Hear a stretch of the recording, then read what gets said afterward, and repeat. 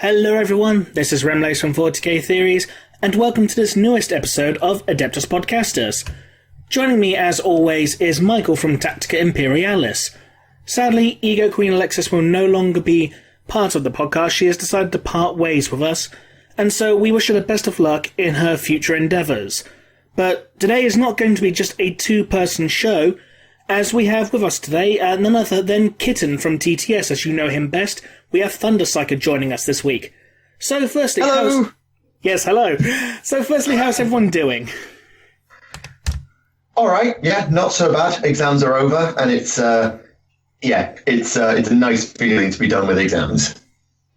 I'm feeling pretty good, a little bit stressed out because the next, I'm going to say 6-7 days is going to be hectic. 3 different conventions. There was going to be a meetup with Carl, but that didn't happen.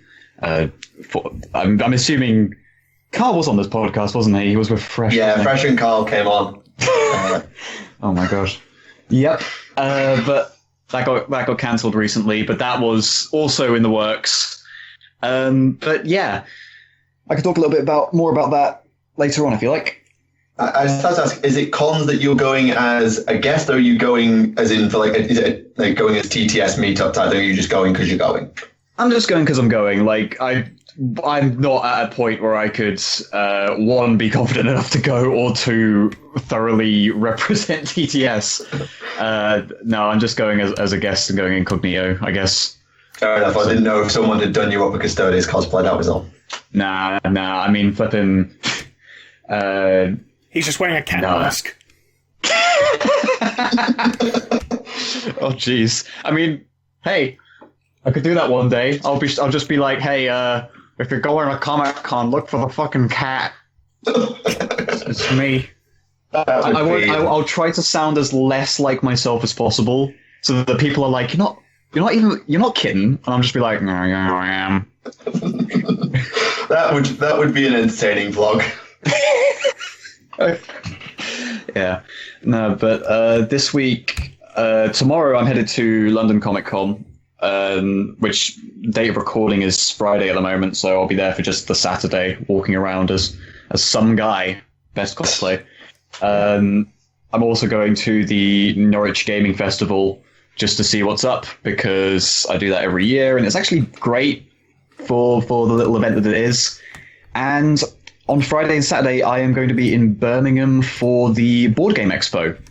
That's going there. Games Workshop stuff and a whole bunch of stuff. So if this podcast was going on, like, if you invited me on like a week or so later than now, I probably could have told you all about that, but that's all right. Well, that's the way it goes, and you've given people an indication you're going to be there, so should be fun. Yeah. So, in the news this week... Firstly, by the time this comes out, Codex Harlequins would have been released, which is about the same size as the Custodian Codex and £5 cheaper, so some people can be absolutely thrilled about that. Ooh. Especially given, well, we discussed Imperial armor talent of the Emperor before and how screwed over the Custodes seem to have gotten. This is just salt in a wound at this point. My beautiful boys. No. To be fair, it's actually the last of the Eldari codices, because the Grapples got done pretty early, the Drukhari were quite recent. Now the Harlequins are done, and I'm sorry, I don't expect an Exodite codex. Well, Inari. Well, yeah, sorry, I probably should clarify what I mean by that, because the Inari had to be the last one done, because everything else needed its rules first for the Inari to make sense, so... Yeah, I forgot Inari existed there for a minute. No. The Inari codex would be like 10 pages long and it'd be about £25. Unless it's packet jam-packed with lore, which I'd love, by the way. Yeah, 7 of those 10 pages. The other 3 pages is a page for Ivrain, the Vizark, and the Incarnate. That's it. Yeah, maybe an extra page for faction rules and stuff like that, but yeah, it would not be a long codex. So it's 11 pages. Yeah. In terms of other stuff coming out alongside the codex, you've got the data cards as usual, and the Webway Gate, which we saw previewed at, where was it? Was it DatsCon or Warhammer Fest? I know we've seen it in advance of this, but yes. We got the Harlequin Webway Gate. Well, it's not just Harlequin, it's for everyone, isn't it?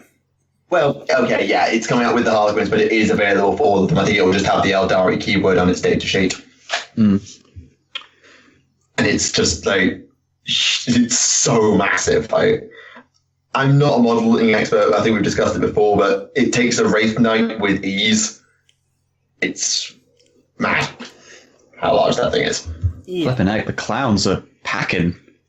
They are indeed. Why do I always set up innuendo puns? That wasn't even intended. I just kind of tripped into that in the side of the commit. I'm the one who sets up the innuendo puns. It's kind of my job. Well, I'm glad I could still keep you in business. Aye. Although I must, while we're on the Harlequins, point out the trailer. Huh? Oh yes, with Duncan as a mime. Who might at the end two thin coats. That was beautiful. Yeah. It was. I was planning to go to sleep early tonight and get enough rest. You brought back a nightmare. We'll have Jagorix's clown music from TTS just playing in the background. Oh, I wish so. I want I would like Stringstorm to just conduct the soundtrack of my dreams. That'd be great. For a minute, I thought you were going to say you want him to conduct the clown orchestra. I mean, I'd like that too. Get him on board of Slava Snow Show or something. Get him right into the clown business.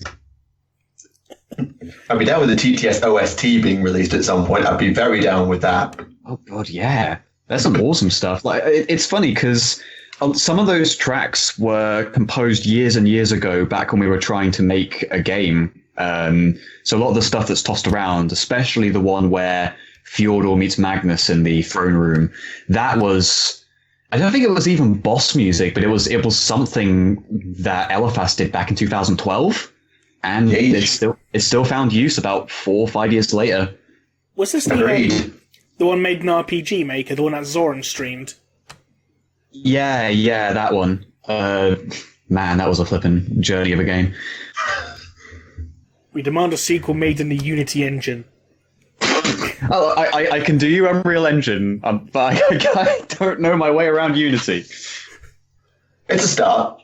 It is a start indeed. Unreal Engine's flipping lovely. Yeah, whilst we're on the topic of gaming, the Deathwing Enhanced Edition is either out or about to be out. It is out. It is out, yeah. It's out, yeah. Yeah, I'm not quite sure how enhanced the Enhanced Edition is, because I've not played the original or the Enhanced Edition, but... I got it on PS4, because it was like available on Amazon for like £20 brand new, and I was like, okay, £20, I can't really argue with that. But, like, does it really need, like, 45-second loading times? Oof. It seems really badly optimized. Like, and there's like a lot of texture popping as well. Is that on the enhanced version? Yeah, this is the enhanced. This is the version of the PS4, which is the enhanced version.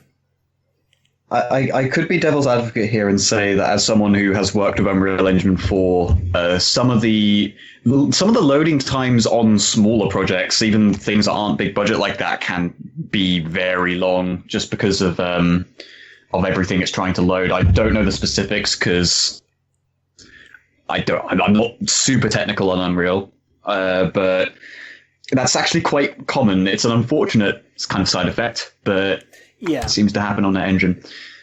Still, got a lot of customizables on that, as far as I hear. You can be an Angel of Absolution. Hey, I mean, sure. Sure, you can be that one guy. Look, there's got to be Angels of Absolution fans out there. I don't know. I'm a bit cynical with the with a lot of these successor chapters that aren't successors to Imperial Fists. I'll tell you what, because I always actually hilarious though. Sorry to interrupt. I just remembered. Yeah. And you know that bit in the game where you basically walk onto the Black Templar ship and you have the flashback. Oh, yeah. And it's like, so you're a Black Templar using psychic powers. Right. Oh, yeah. Ooh, even Eternal Crusade, avoid that, man. Somebody done fucked up. Whoops. Do you think that guy just spent way too long managing to suppress his psychic powers in front of everyone, where he was just like, yeah, no, burn the witch. Morning, It's a miracle. I'm blessed by the Emperor. Siphon did it. Yeah, I was just going to say, if you take your psychic powers, you make them gold instead of like pink or blue or whatever. It's just faith, man. You know?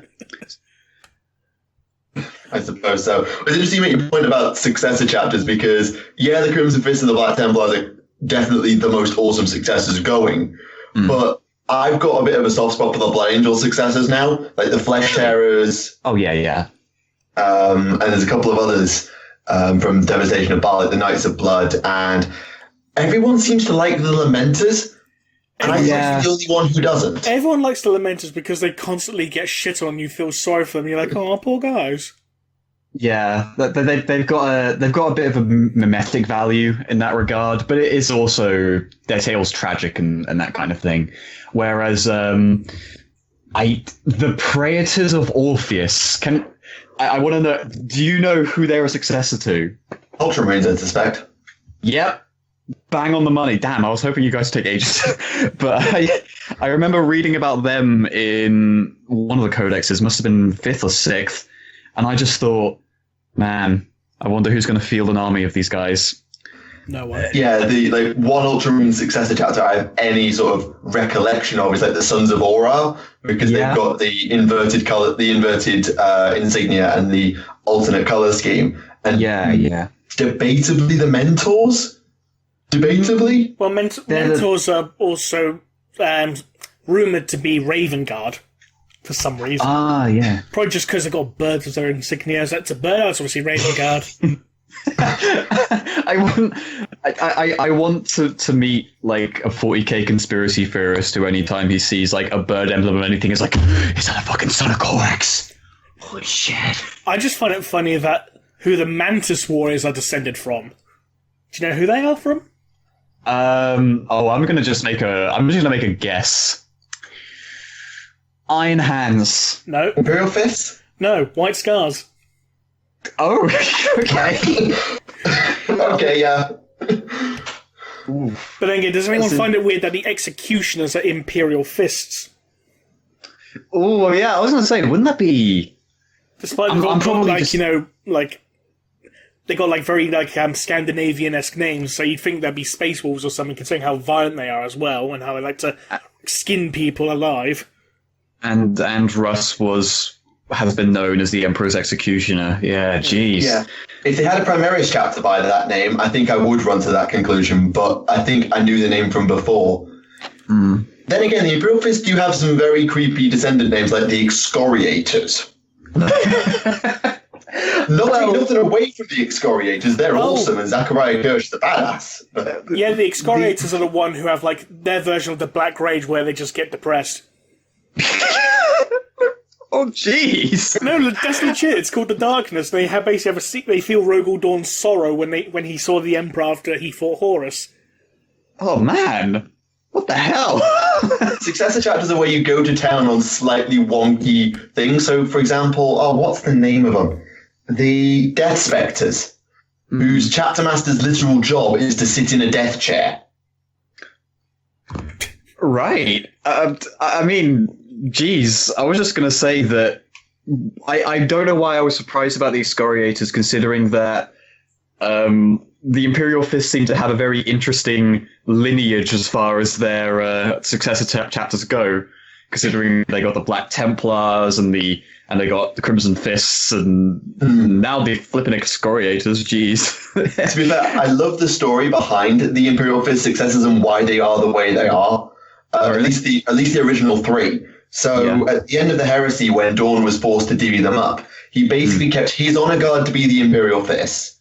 Yeah. The Codex compliant lot was sent with Alexis Pollux to be the Crimson Fists, and the Codex rejecting lot was sent with Sigismund to be the Black Templars, which is why Black Templars to this day stick the middle finger up at the Codex. Yeah.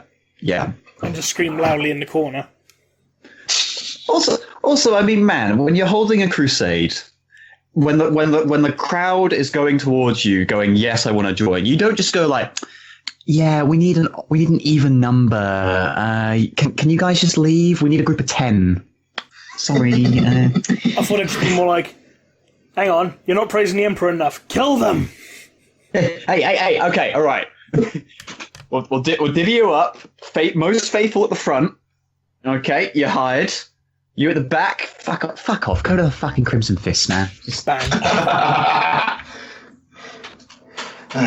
Yeah, successor chapters are fun. Yeah, they're fun. Although it's just whenever I see the big sheet in the codex and I look at them all, I'm just thinking to myself, I wonder if any of these have armies that someone's made, because I couldn't see myself making any of these. I'd probably just go, I want to make my own chapter, which is what I do a lot of the time. I can see people making a Flesh Terror army. I can see people making a Black Dragon army. I can't really see people making an Aurora chapter army. Yeah.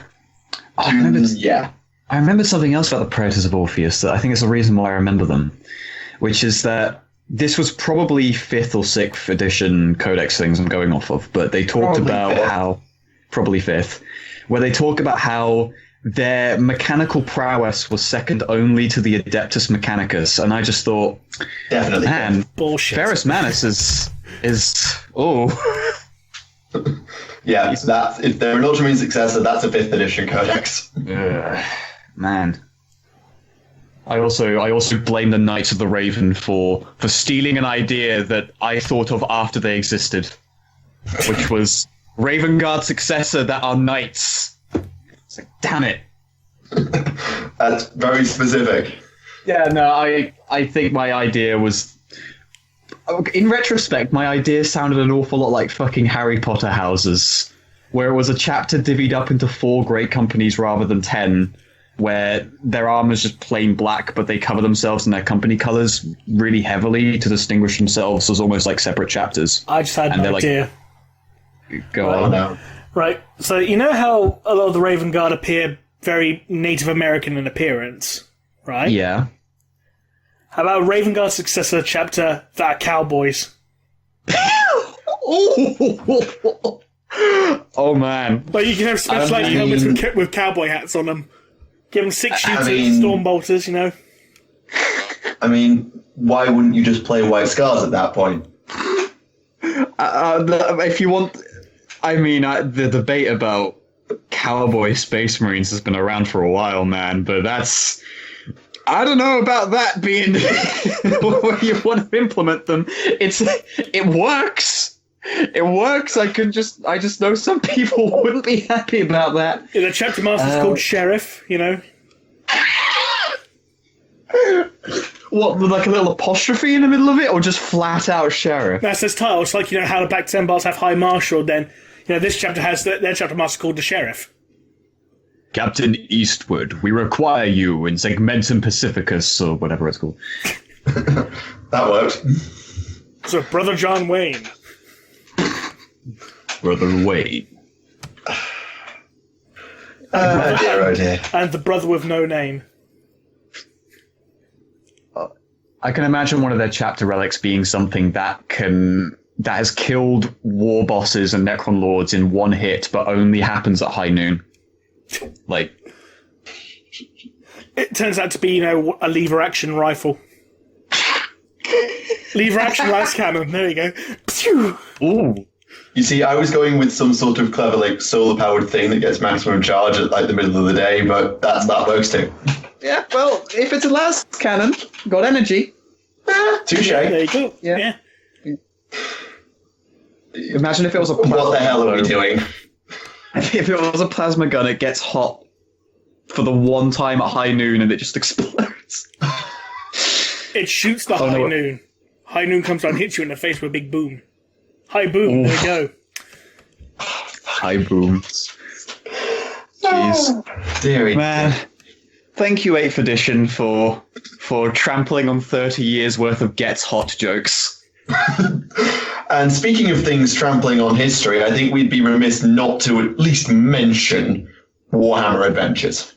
I was waiting for this. Yes, the range of children's stories set in Warhammer 40k and Age of Sigmar for the kids. you know. Yeah. Yeah, for the kids. And that's been an interesting thing to think about, though, because I do admit that when I was younger, after I got into Warhammer, I did try to read the books, and I obviously struggled because of my age, because I tried reading them, I think, between the age of 9 and 11, and I plowed through C.S. Goto's awful Dawn of War books because I liked Blood Ravens. Well, that's not a good start. No, that was my introduction to novels, and it wasn't a great one. C.S. Goto isn't good in general. I mean, he did an Angel Sanguine story where there was a jump pack wearing chaplain dual-wielding multi-melters. Oh, boy. Leave it at that! Yeah, but... Man, the thing is that when I was that age, I kind of blank. The way I tend to read those books is that I would blank out half the words because I didn't understand a lot of them. So I'd still be able to follow the story, but it did also mean I forgot about things like the Land Raider that turns into a Razorback, and although I did remember weird plot hole bits in the stories and stuff like that, where I think there's a bit where they follow a guy for half the book, and then he just kind of dies, and they just decide Gabriel's the protagonist now. All right. They build up the huge mystery about this guy and what happened to him and why he's obsessed with his sword, and Ahriman shows up to be like, "Hey, you're one of my guys," and it's like, Ahriman? "What? But I'm a Blood Raven," and he's like, I want that one in my rubric. Yeah, I don't have the same sort of experience at that age because I didn't get into the hobby until I was pretty much 12. But the first actual Black Library book I sat down and read and that I bought was not until I was 14 or 15 with Hell's Reach. And even then, they were great to read, but they were dense. That's kind of what happens when I dropped it. Is that I remember trying to read First Heretic, and I was just like, I don't know what the fuck any of this is, and I immediately dropped it. So yeah, I can't exactly imagine giving little 7-year-old Timmy a copy of Descent of Angels. I mean, that's hard enough to get through when you're an adult. Yeah. Then again, I don't know how the hell I got through at 10 or so, reading through those Dawn of War novels and the weird Eldar torture porn, where it's just like, and Farseer Maka is horribly mutilated by, I don't know, like a chaplain for some reason. The war. It's Goto. Enough said. It's Goto, but I suppose what might have been kind of good to do with these Warhammer Adventure books is just to make them easier to digest and not necessarily change too much about the stories themselves. Like, I can imagine, I'm gonna make a boring prediction, and I'm gonna say they are just gonna be like normal 40k stories, but easier to read and from the perspective of children, where you see less of the upfront horrors of the universe things, because if there's a child in Warhammer, they are probably being evacuated ASAP or they're being shot. But at the same time, I can also see why people are speculating that they're going to be like, Mr. Primaris Marine's going to lead the way and we're going to help him fix some doors. I don't know. Yeah, I think Fix some doors. I don't know, like, what the fuck are kids going to do in the battlefields of Warhammer? One of them's like a tech priest on the cover. So she's probably gonna like who's a heretic? Fucking kettle. They're a heretic, so you made some invention. They invented their brace for their arm, so they're a heretic for innovating technology. Yeah. The word the other one's a draft dodger as well, isn't he? The boy, he's a draft dodger. Oh. And I'm pretty sure the other kid's a rogue trader's kid or an admiral's kid. One of the two. Oh dear, Yeah. This is making me think of, oh man, this is a weird callback. This is making me think of Draco, the first Warhammer book, and how the way they talked about things going on in that book were borderline on the level of this character invented, like innovated in the Mechanicus kind of levels of dumb. It can't be worse than Space Marine, you know, when you had Space Marines wielding las guns and piloting a Titan while they fought Tzeentch-worshipping squats in the Tyrannid bioship's anus. I'm not even exaggerating in this. This is all shit that happens in that book. Oh, man. Aye. There's not enough multi-lasers for my liking, I'll be honest with you. There isn't Goto books, don't worry. Yeah, that's why. Pinnacle. Right? Like the word I come back... Oh, sorry, go on, Ram. Like backflipping Terminators. Promise that wasn't even Goto. It was and wasn't Goto. It was Schrodinger's Goto. If there's any instance of a backflipping Terminator, you're not sure if Goto got involved. Yeah, exactly. Which, man, makes me think about Dawn of War 3 a little bit, doesn't it? Yeah, I'll sidestep Dawn of War 3 right now, and... Yeah. The word I come back to with Warhammer Adventures a lot is tact. Age of Sigmar you can actually be quite clever with, because the universe... Well, AOS 2 is about to come out, but the universe is not super developed, and as long as you don't have the super amoral setup with the Stormcasting Chaos, which has been rebranded as evil because, hello, this is our bad guy, do you get it?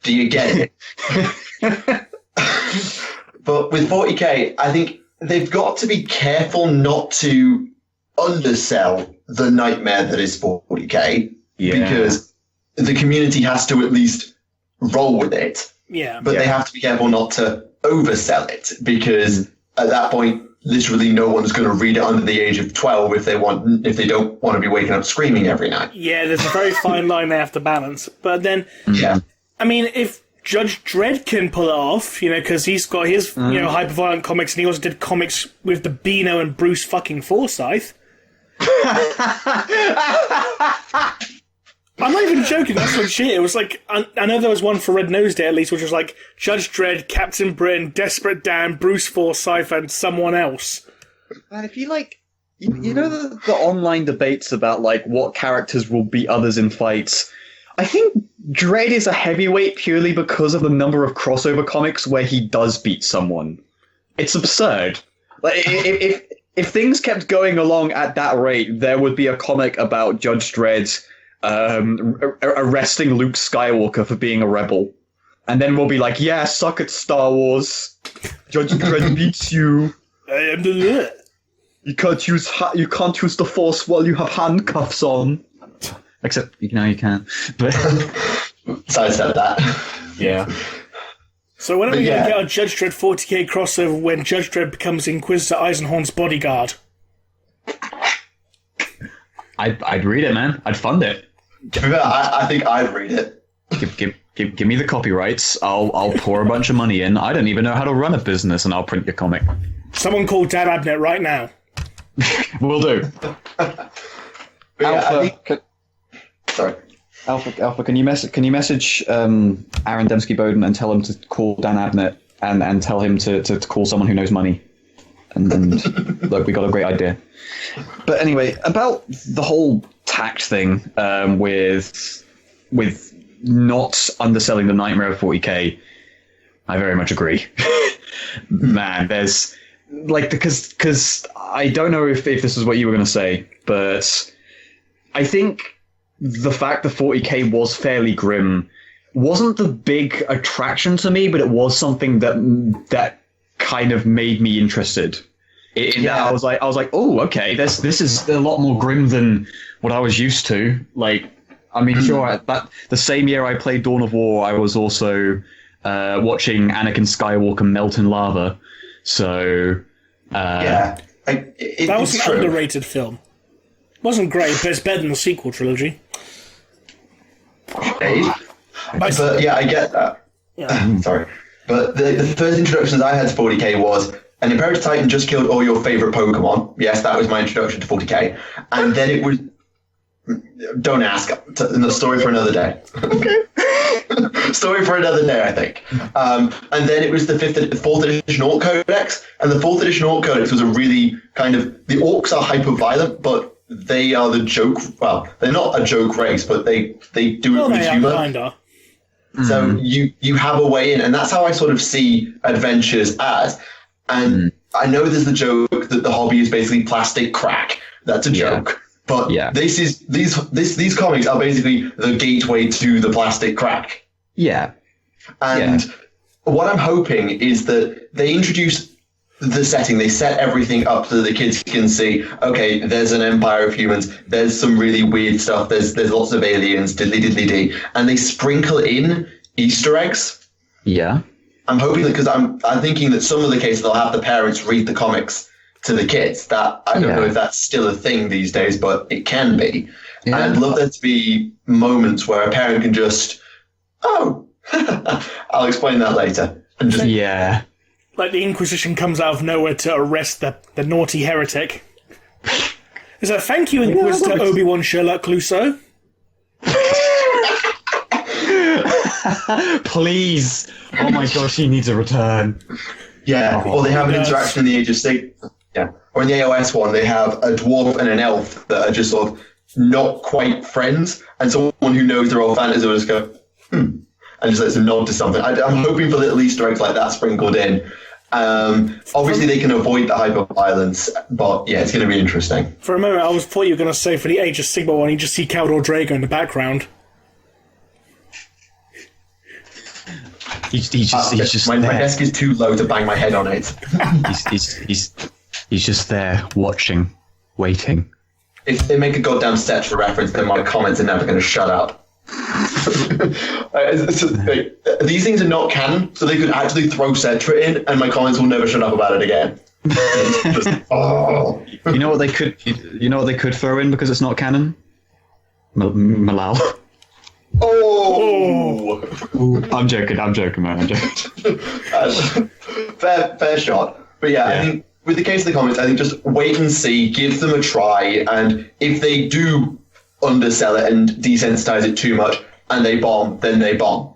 But don't chuck them on the fire until you've at least had them in your hand or seen an online review. Just be patient. I do think that Necrons were a surprisingly smart choice in terms of what they've advertised right now. They've talked about Attack of the Necron, I think they're calling it, isn't it? And thinking about it, that's probably one of the better races that you can make a little bit. I'm not going to say kid friendly, but one that you can sell to a younger audience easier without them being too nightmarish. Because orcs are a very obvious choice because of what you've said. But the Necrons, they're not like the horrifying Geiger aliens that the Tyranids are, and they're not your weird uncle who listens to screamo metal chaos. And they're not the Dark Eldar. And then they're not the Dark Eldar. And considering Necron motivations, you can do pretty good amount with that. And the other two other Xenos options are the Craftworlds and the Tau. And just because it's for kids and they want the humans to be the good guys for now, the Tau and the Eldari they're almost too much good guy. Yeah. They have to be, because the Tau especially is just another way of thinking. It's not unless they want to try to stamp in some kind of weird, like, anti-communism message that, hey kids, don't go blue. Stay true to the Imperium. That's a whole other shitstorm that they'll just don't do that. Don't do that. Well, I have thought a bit about the idea of the Tau in this kind of thing, because if these protagonists are kids that are just working in the Imperium, they're going to believe that the Tau are the bad guys, and you can still. I agree with you in the aesthetic. They are definitely visually and presentation-wise more good guy looking, but like you could still present them as bad guys because you could make them seem like this join us or die kind of enemy, which is very characteristic for villains in a cartoon or a comic or anything. You could have. In fact, you could possibly make that one of the more darker things of a character deciding they do want to go to the greater good, but the characters in the comic don't know what happens in the Tau Empire and go, oh my gosh. I just had That's this a terrible idea. We have to rescue them, or Yeah, you can make the watercast and the ethereal seem super devious. Maybe even semi-canonize the ethereal mind control thing. Yeah. Oh my. do it Pinky in the brain. So, what are we going to do, Alva? The same thing we do every week, Farsight. Try and take over the galaxy. And the craft worlds are even more devious. So, yeah, and if you do it with the Anden, with the Ghost Warriors, Oh my gosh. you're bringing the dead back to life in machines. That's stupidly dark if you're 9 years old. Yeah. It's super dark. Well, then again, most of the AdMech machines kind of have people in them. Yes, so. yes, but this is the other beautiful. That's the other beautiful thing about these comics, though, both for both game systems. Is obviously these comics will paint the Imperium and the Stormcast Eternals as the objective good guys. Maybe not super squeaky clean, but the good guys.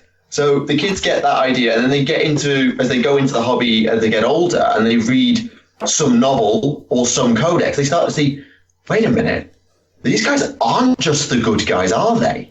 Yeah. And it's a slow burn, and rather than just saying everybody's kind of evil to some greater or lesser extent, don't be so quick to judge surface appearances. The good guys can be bad, and the bad guys can be good. Because just because we call it evil in the comics, do you get it? Do you get it?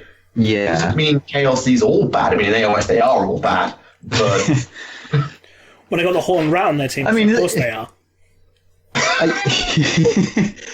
I think this is something that's criminally overlooked when it comes to how I think a lot of fans of every race kind of perceive the universe, is that when you do get into 40k, you know what the race is all about, and you don't always think about what people in the universe are going to think, because they're going to know significantly less than you do.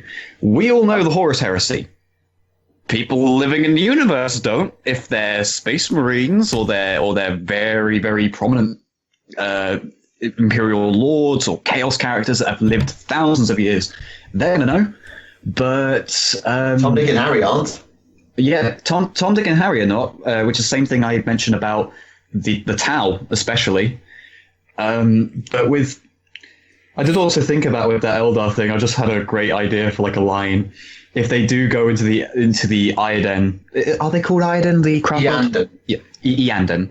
If they go into the in the Yanden ship and they've got the spooky Wraith Guard, and they go like, oh my gosh, these machines are like meshed with people. It's like, this is so weird. And then they kind of just respond back like, not much different than what you do, mate. And they're like, wait, is that true? Is that true, Mechanicum person? I was like, I don't know, maybe it is. Tumbleweed. Yeah. Well, I mean, what's human really? Yeah. What is a man? Just ask the Space Marines. I'm sure they know. Wait. These things have got great potential to be good. They've got the potential to be utter shitstorms, but they could be great if they're handled correctly. I think that's just the message that I take away from them. Let's wait and see. Yeah, absolutely. Though I know some people are very unhappy with the fact that when describing Space Marines, the bravest of them all are the Ultramarines, and people are going, "Damn you, Ward!" Even though again, you are one of those people. I know. You are one of those people. I was joking about it. You twit. No, I myself in real life gone and slain Matt Ward myself, and resurrected him just so I could hate him again. I bet someone's very upset about that. I am the avatar of one of those people. Every night I burn a 5th edition codex to let me sleep. And somewhere Wibb's going, why does everyone hate me?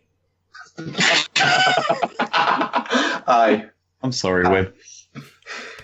Although, if we move away from the kid-friendly stuff and into the actual super utter dark creepy, Slaanesh. She's back. Oh, yeah. So from the rumor engine last week before, I forget exactly when, it's we got a crab claw. Yeah, it looks so much like a Demonet or a Keeper of Secrets. It literally cannot be anything else unless they're doing even more fish people in Age of Sigmar. Well, which, it could be a Nid. No. Could be a Nid, arguably. Arguably. Yeah, outside chance. If they hadn't had a codex, I'd say there's an outside chance, but they've had a codex. True. Unless they're unveiling some kind of new model design for a new creepy crawly or something. But yeah, it's most likely going to be Slanesh. No, Yeah. I've got it. They're going to introduce literal spiders into the game. They're not models. You actually get a real spider. You put it on the table. It works outside of turns, so it becomes a real-time game. And if it knocks any of the models over, then they're dead. It's like a special ability. What if someone brings a wasp, though? I mean, at that point, the game's forfeit because everyone's left the room.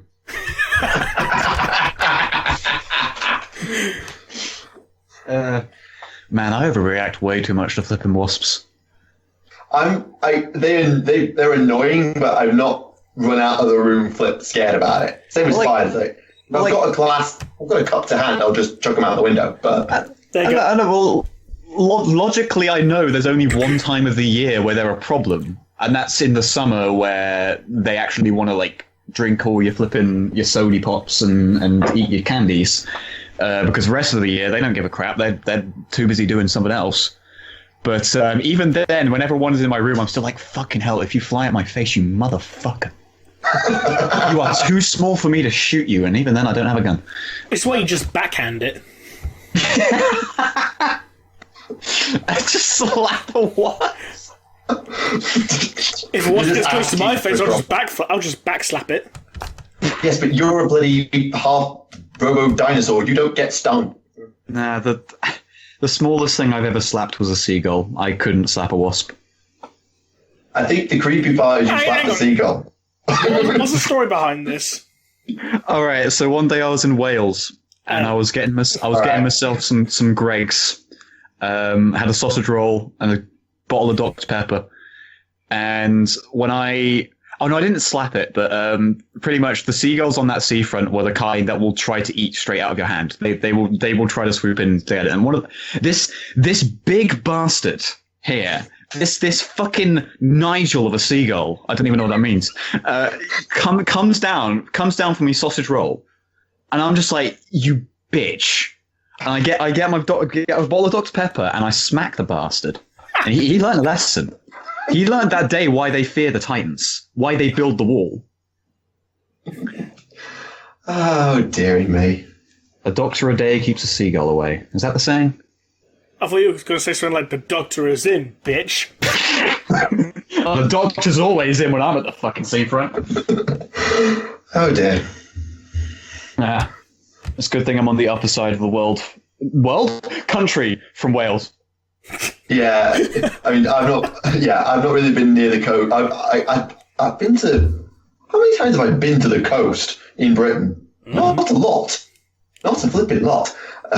Yeah, never had to do that to a pigeon, thankfully. I guess one quick tangent on seagulls. Larry, who's the voice actor for Nurgle and TTS, has gone to Britain recently, and it was great just seeing his messages about how weird he found the UK, because I just remember one of my favorite parts of it is just, the buses are weird. What the fuck, seagulls? Like, wait, are seagulls just not a thing in Germany? And then I realized, wait, we're an island. Of course we're covered in seagulls. Yeah. I'll post a picture of the screen cap just in Skype, just because I think it was great. Fair enough. Once you find it, a little bit of extra news to rattle off. Paintbrushes are going up in price ever so slightly, by about 30 pence. So if you are someone who does use Citadel paints, not that most people seem to these days, then, well, sorry. Do they not have red bricks in Germany then, or something? Yeah, I don't know. Maybe it's like when you go to Sweden and you're like, why are so many of these houses painted red? There are a lot of red wooden shacks in Sweden. That's because everyone's been killed by the forest seals. Yeah, it's been an effort keeping Alpha alive. That Patreon money goes to funding like tower defense turrets just to keep the seals away. Man, it's only going to be a few more years and they'll overwhelm him. So I hope he finishes episode 26 by then. He needs to make that video public. You know, the one he's walking through the forest. Hey there, it's your boy Alfred. Oh my god! He just falls over and dies. Yeah. That I think's the pinnacle of his career, and he'll be shooting himself with a foot if he doesn't upload the video where he chokes on an egg walking through the forest. The joys of not being in the TTS Discord, I assume. Yeah, welcome to the madhouse. Hope you enjoy your stay. Yes. To be fair, Remleiz's Discord is weird enough. Yes. Though, first, we didn't Not have... said. Although it was fun making Fresh really uncomfortable the other day when you called him Daddy. Oh, yes. God. Oh my gosh, making Fresh uncomfortable was something I've been trying to do for 5 years. Because the amount of times he's made me uncomfortable has been unreasonable. I casually, like, here's live ThunderPsyker problems here. I'm casually trying to play Call of Duty World at War with a mate of mine, and on Discord, Fresh is just in my ear going, "Would you fuck a goblin?" And I'm just like, Fresh! Christ! I'm trying not to be grenaded, and I can't think about this right now. I gotta say, I mean, it's good for stimulating the morale conditions on the Eastern Front, though. I must say. I didn't realise there were a lot of goblins on the Eastern Front. Well, I mean, a lot of people who served in it are now dead, and so we can't ask them if they were. And you know what? Let's just move on before this gets really uncomfortable. Yeah, let's get the goblins out of the building. Yes. Yeah. Wolfsbane. Oh. Yes. Yes. So, firstly, thank fuck we've actually got an introduction to Belisarius' Call, so he's actually got a reason to be around now. Good. Yes. There is some kind of weird stuff, like the Mechanicum spider lady with a whole bunch of robotic boobs with brains inside them. Yeah. Oh god, it's this. I was just... That took me... Yeah, I need a minute just to process that. Yeah, that's a thing. It's also kind of uncomfortable when you read about Belisarius unscrewing one of those boobs and it describes the white milky fluid. I'm not making this up, by the way. This is legit. So you said there was Return of Slanesh recently. And I know it's an obvious joke, but... Yeah. But I will say this. There are werewolves on Fenris that are also demons. Russ ends up going to the underworld and has a competition with some werewolf demons where he has to try and move Morkai and wrestle an old lady and gets his ass handed to him by the old lady. Yes, right. There's a lot of Thor parallels here. I know. But you're probably all wondering the big draw of the book, the actual fight between Russ and Horus. Guess who wins? Obviously, it's Horus. Horus. No, Ferrus Manus wins. No, he won everything by dying first, so he didn't have to go through all the shit. But surprisingly, Russ manages to fuck Horus up pretty badly. Like, he manages to stab him with a spear, like, full-on impale him, to the point where Horus is screaming light. Not bad. And then this is how Sanguinius felt, you fuck. Yes, he stole Sanguinius' job, it seems. Although it's funny, I remember a quote that you gave is, Russ didn't think he could beat Sanguinius. No, Russ ends up going on about all the Primarchs he could beat. There are two that he can't. One of them being Sanguinius due to the unique blend of skill and fury.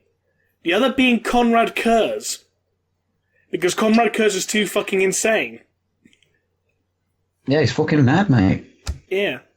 That was quite funny when Horus and Russ ended up talking on the Vengeful Spirit, and Horus was like going, "Now look how glorious everything is now that I've embraced chaos," and Russ literally says something to the lines of, "This isn't befitting of you, this is stuff that Kurz would enjoy." Oh! I mean, he ain't wrong. He ain't wrong.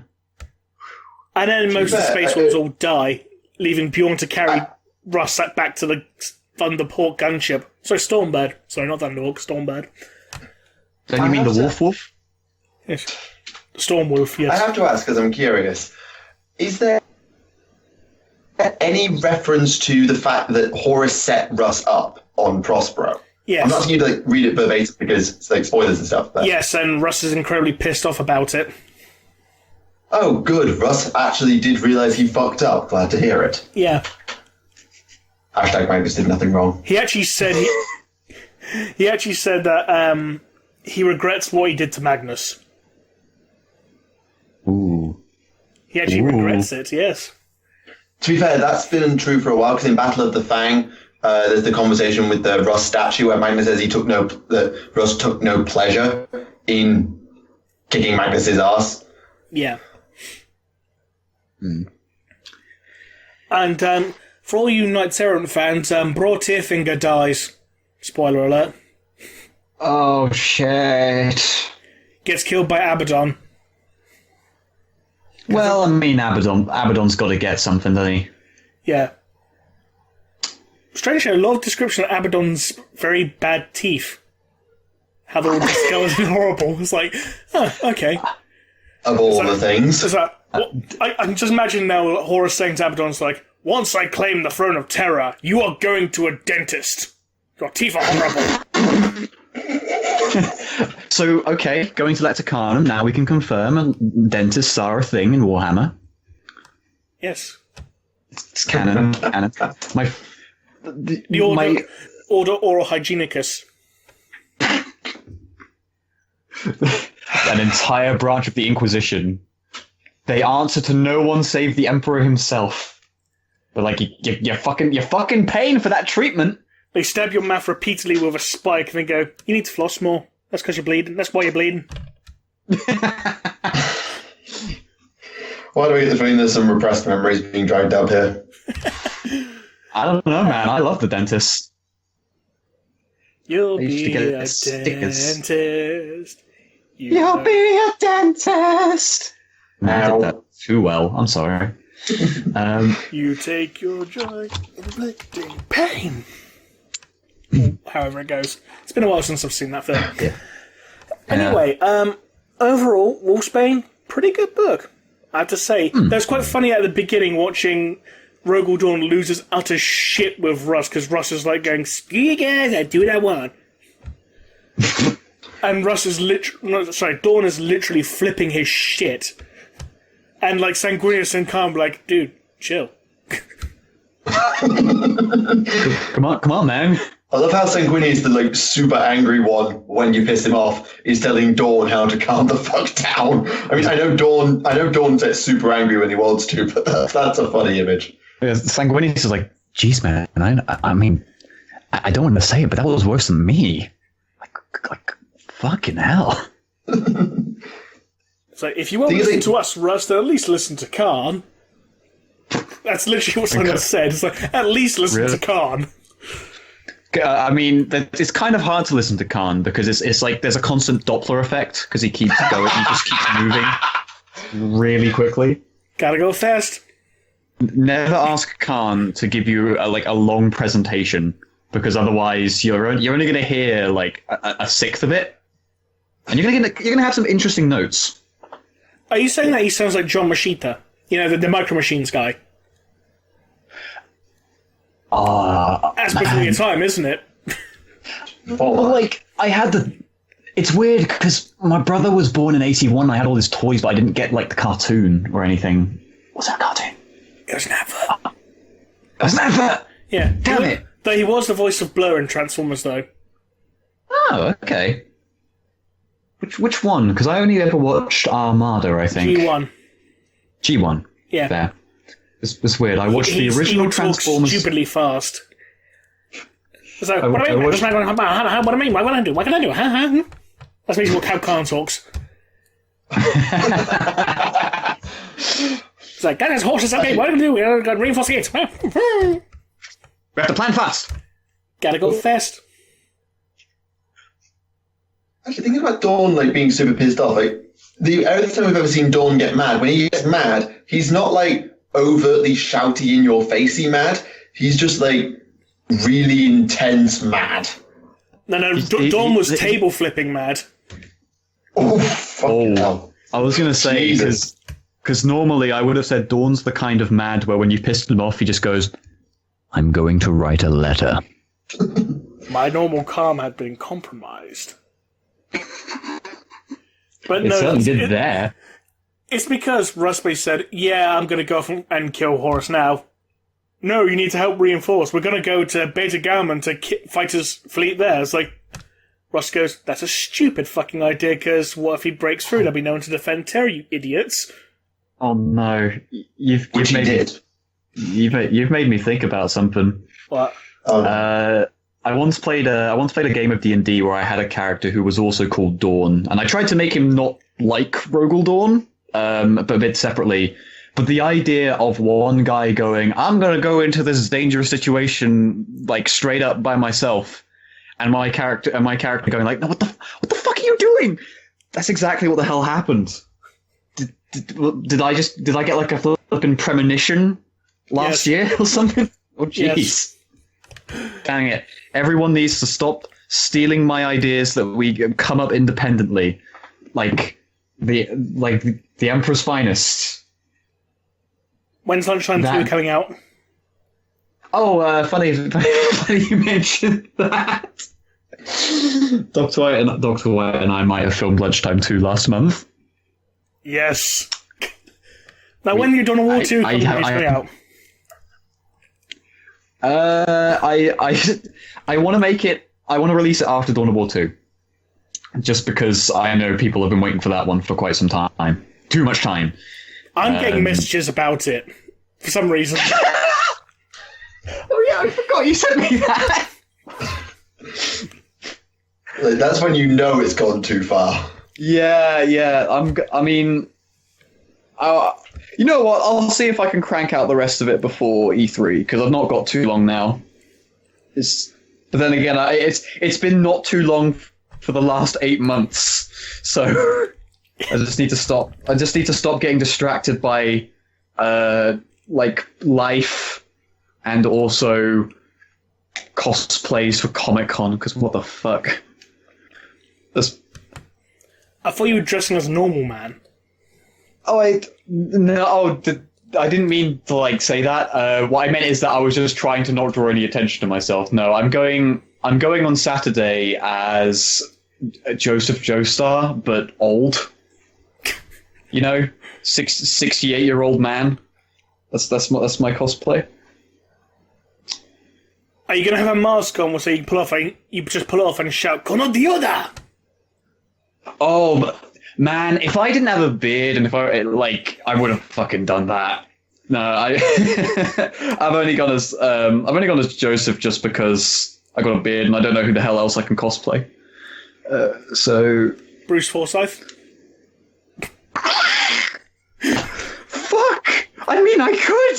I'll have grey hair dye left over. Like, and you just go up to people and go, "Nice to see ya, nice. To see ya." If they don't say nice, and I'm just walking away, throwing up his. You also got to do the Brucey pose. Yeah, the Brucey muscle pose. Lad.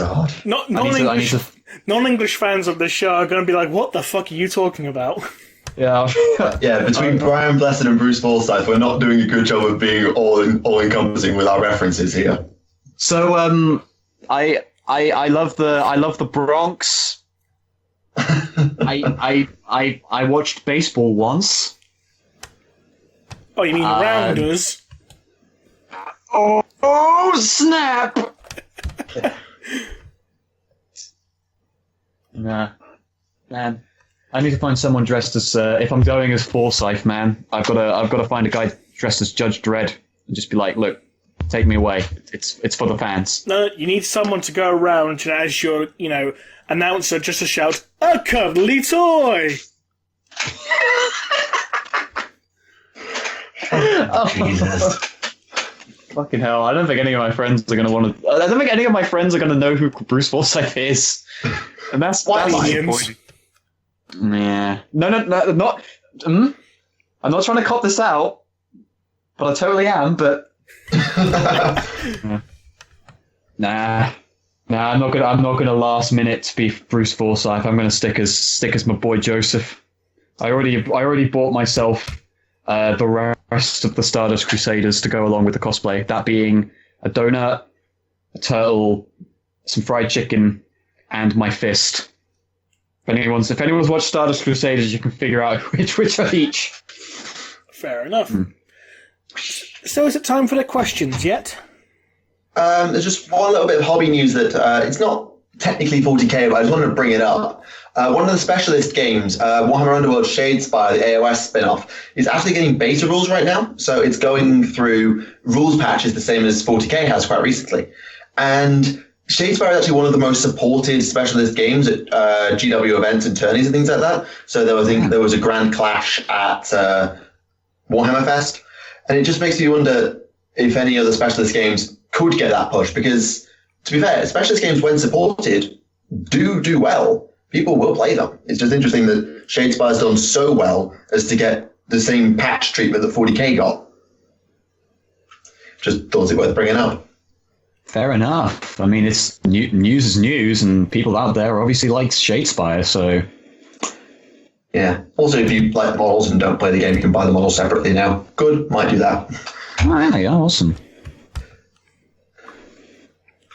Okay, so got any questions up there, lads?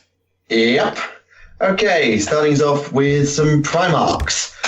Do you think that Angron without the nails would have had a rivalry with Alfarius? He would have still led a slave army as he did with them, but as a real leader, so as I see it, no nails would have had an I am Spartacus moment with his slave army as the Emperor showed up. Alfarius would be like, you want to fight?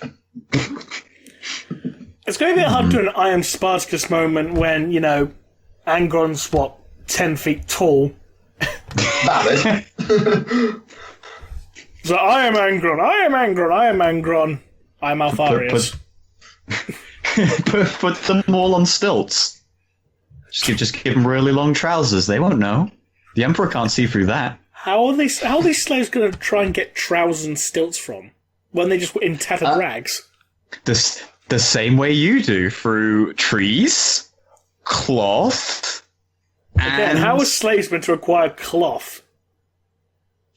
Through perseverance. I don't know, man. I didn't think this through. They should have gone the generation game. Oh. Man, they fucking cancelled Robot Wars for that. Well, the Dara O'Brien Robot Wars, was it? Yeah. It wasn't the same without Craig Charles. It was not. Or Jeremy Clarkson, for that matter. Yeah. He's doing bloody Who Wants to Be a Millionaire now. Really? Yeah, and he fucked up. It was like, you're right. No, actually, no, wait, no, you're wrong. Sorry. It's like, is it not an antelope? I thought it was an antelope. Oh, shit. Oh, bloody hell. Yeah, but I don't know, a rivalry of Alfarius would be interesting, considering that, I mean, sure, this is Angron without the nails, but they are they're very, very different people, I suppose. Because even before Angron was found, the Warhounds were very aggressive. So it's interesting to see the application of the hammer versus the sneaky daggers from 1,000 angles, or whatever that phrase was for how they're described. Well, I mean, even with just that separation, they could be interesting in terms of rivals. It was just, I just find it hard to imagine how it would work, considering I know Alfarius and Angron just the way they are now, that strictly. It's really hard to imagine them any other way. Yeah, I mean, to be fair, some Primarch had some really. I think Mortari and Vulcan kind of had a rivalry because they had different methods of how to cleanse a planet. Yeah. The Primarchs were petty at times. Really petty. Oh, yeah, I mean... That's an understatement.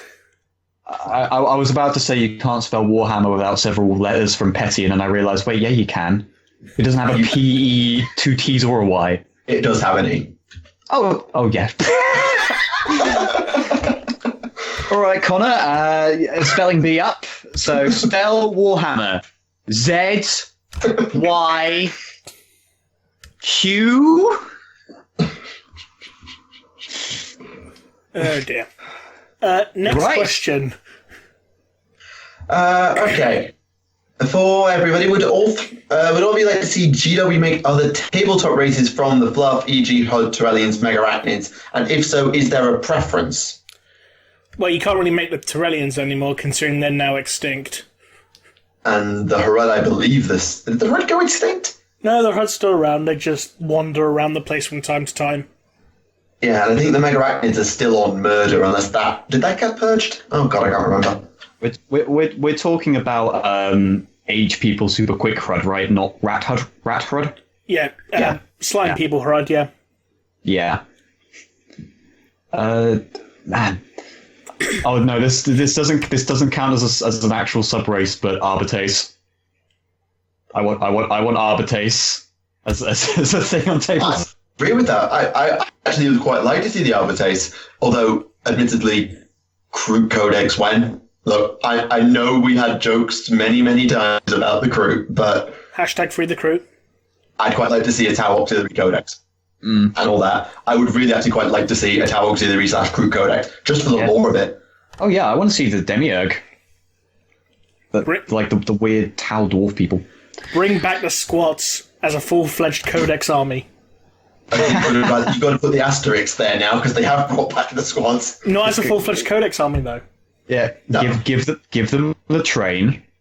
Yes, we need a squat land train. Every map that has the... oh no, I've got it. You have a unit that lays down the tracks of the train, like just some guys with some tracks, and then the train has to only move along that track. And has a little speaker in the middle, so when you move it, it starts playing Thomas the Tank Engine. No, I've got it. You partner with Hornby. You've got the model railway business. You've got model wargaming. Do a little bit of a crossover with your space dwarfs. That'll totally appeal to more than 6 people. Hornhammer. Hornhammer. Oh, Jesus Christ. In the grim darkness of the far future, there are only quaint little train sets. Shoot, motherfucker. The heresy train has no brakes. I guess a legit answer for the subrace thing, though. I do agree with the Tau Auxiliaries. Honestly, Demiurge, I think, would be neat. I know barely anything about them, but just from what I saw of them, the challenge with the Demiurge especially is they're kind of pretty much fleet-based, to my knowledge. I forget exactly how they operate, but there's a couple of Tau Auxiliaries who are fleet-bound pretty much only. So there's the Nikasar and I believe the Demiurge as well. You don't generally see them on the ground. It'd be fun to see them have like one unit of heavy infantry thrown in for good measure. But I don't think you could get more than one unit out of them. Yeah, fair enough. Then again, I also talked about getting an entire Arbitrace army. So. I'd love it. The Arbitrace are awesome. And now they've done Sister Silence and Custodes. Why the bloody hell not? Just bring Arbitrace back into Necromunda as a gang type.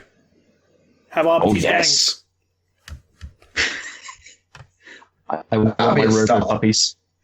You can have a special rule for them called I Am the Law. Yes, yeah. Man. I wonder how many references they could get away with. Considering that the Arbitrace look just like Judge Dredd, except, not red and green, I'm pretty sure you can get away with it a lot. Yeah, fair. They have special issue bolt weapons that they just respond to verbal commands like rapid fire, armor piercing, elevator music. To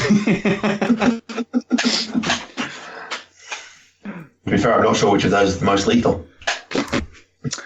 I think I wouldn't call elevator music lethal. I'd just call it slow and painful. Yeah, it'd be like just locking someone in a room with that music they hate the most. Like that, just across an entire battlefield. Oh man, It could be worse. It could be just a huge video projector playing a Logan Paul video. Oh! Is it a dead body? Did anyone ever see that art of Alpharis where the guy looked just like him? I think I have. I vaguely remember this. I think I missed that one. Because I posted it on Twitter, then someone replied to adding that stupid green alien head to it, and it was like, oh dear. That's the one. And an Alpha replied to it saying, I hate this. As any just man would. Blame Eliphas, he was the one who discovered that link in the first place. Somehow, not shocked. Yeah. I merely made it public. Not sure which is worse, but... You've made far too many things public that should never have been never been to the public eye. Like the one where I said something like, I'm not going to talk about Irish incest on my Twitter, and you fucking screen capped it and put it on there. That was White, not me. That was Dr. White. Was that White? Oh, fuck you, White. Do we need to call him up and have another shout at him? Alright. I don't know if he even uses... let's see. Well, we do that. Is he online? Nah, he's do not disturb. I'm not gonna. Speaking of Mimi references, not 40k specifically, but in AOS, the two orc gods, Gork and Mork, can and do sort of fuse together into Gork and Morka. Yeah, run with it. And someone, it was either me or someone I was speaking to, basically just said, so Gork and Morka is the Warhammer version of a Megazord. And that just had me in bits for a few seconds.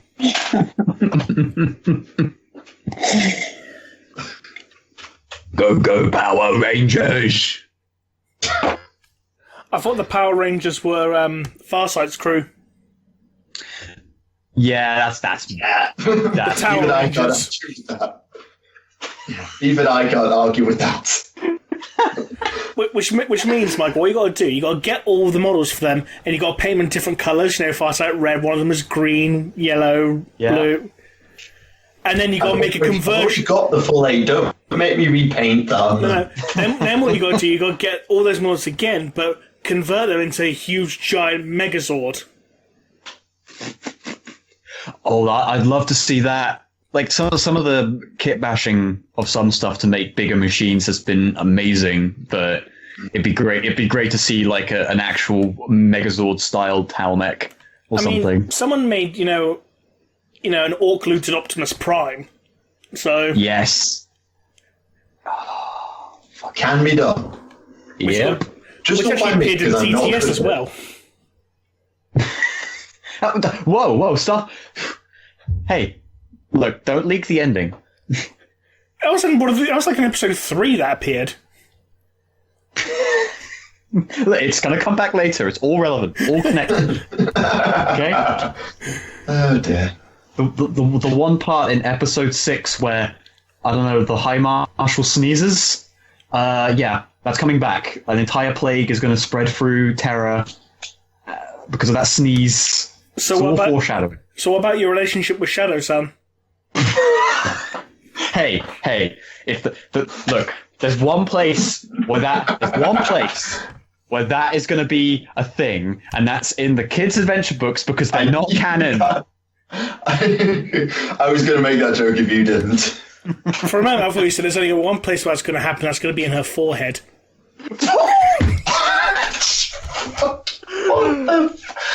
Okay, I'm going to ask another question now before this degenerates any further. Thank you. Question for Remleiz. I think that we've had this discussion, although I think it might have been a private discussion. Is there a 40k version of Vlad the Impaler or somebody based on him? I feel like we had that debate when we were talking about Doombreed. Yes, there was the possibility that Doombreed could have been Vlad the Impaler, even though it's more likely to have been Genghis Khan. As for a character based on Vlad the Impaler, I have not to my knowledge. There might be. Yeah, I mean, I'm not so up on my history of how Vlad the Impaler worked to compare. I don't remember all the details, so I couldn't say for sure. Okay, So, what happened to... there's technically a two-part question here. What happened to the Thousand Suns that were not on Prospero during its purge? I can answer that. So, basically, when Magnus realized what the hell was going on, he scattered the Thousand Suns fleet massively, chucked them all over the place in order to preserve the Legion. Some of them went rogue seemingly on their own. There was a force of Thousand Suns at Urant that nobody seems to know where they came from. Some of them went back to Prospero later, which included Reviel Arbiter's group, and that was the group that ran across Khan and had their captain killed by a Khan, though Reviel Arbiter would join the White Scars and ultimately end up becoming Janus-ish. So it sort of varied. Most of them will probably have either gone traitor on their own, died out to the flesh change, or been wiped out by the Imperium in the Scouring. It's or become the Blood Ravens. Hey. Oh. I don't know if I want that to be canon or not. I do, but I worry about the implications of it, because there's a big looming question called the flesh change that says, nope, that's not allowed. Well, then again, look at the Lamenters for the longest time not having the Black Rage. I know they've got it now, but for a while they didn't. Yeah, we'll get to a question regarding the Lamenters-ish in a bit. Woo. Okay. If Titanicus comes to 40k, which I hope it does, and I think it is, do you think Tyranids will... Oh, sorry. Do you think Tyranids will get Titans along with the other races? So will we actually see proper Bio-Titans in the game? Yeah. I'd like to. I mean, if there was Bio-Titans in Epic, so... Yeah, I see no reason why they wouldn't have them. Because you had the Aerophant and the Aerodual, didn't you, in Epic? Epic was, but I have never played old Epic, so I can't really comment. Basically, you had Adeptus Titanicus, then you had Epic, then you had Space Marine. I think it was one of those two came before the other. Then you had Epic 40,000. Then you had Epic Armageddon, and now it's back to Adeptus Titanicus. Yeah, Epic Armageddon is the one I remember, though I never played it. 1980s Epic 40,000, 2018 Epic Kill on Fortnite. Oh, now, Epic 40,000 was in the late 90s. Oh, was it? Yeah. Okay, I'm stupid. Epic was the early 90s. Epic 40,000 was the late 90s. Oh, okay. I thought it was way older. Just thinking about Adeptus Titanicus is 80s. Okay, I'm just thinking because one of my older brothers had Epic 40,000, but I thought he would have had it way earlier. I didn't know he had it 90s. Yeah, maybe I've got a warped perception, but I always think that the specialist games, when I think about the original ones, were around in the 80s, like all of them, like Necromunda, Battlefleet, Blood Bowl. I always think of them as 80s games, not 90s games. Yeah. You're so young. I know. Wait, I mean, I'm like 20. I know you're the baby of the TTS group. There's only one person younger than you in the entire group. Yeah, and it's if anyone wants to. Oh, I was going to say if people wanted to guess who it was. I didn't think Cypher would be one people would immediately know. But, I mean, okay, I'm 21 in like a week, so catching up. Except I'm not. Time is linear. Yeah, that's really weird that you're actually younger than me. I had no idea that was the case, if I'm honest. Yeah. Jesus Christ. Gosh, Fresh flipping met me when I was 14. That was bizarre to think about. Context. Yeah. Oh yeah. Is this going to go back to the whole daddy comments, or? No. Okay, that's you going to jail now, not me. Oh dear, oh dear, oh dear. Sticking with memes, but sticking within fluff. Okay. So I'm going to read this verbatim, even if it's not 100% accurate. If the Space Wolves can turn into wolves, and the Blood Angels turn into vampires, then why aren't the Salamanders turning into dragons or salamanders? Well, there's the Black Dragons, who are Salamander's descendants. They kind of are. They're growing horns and spines and shit, so... I I don't know. That's conceptually kind of cool, but I honestly like the salamanders the way they are. But man, I don't even mind that as like a fantasy parallel. That would be sick. Which is why I'm probably gonna have to look into the Black Dragons now. Jeez.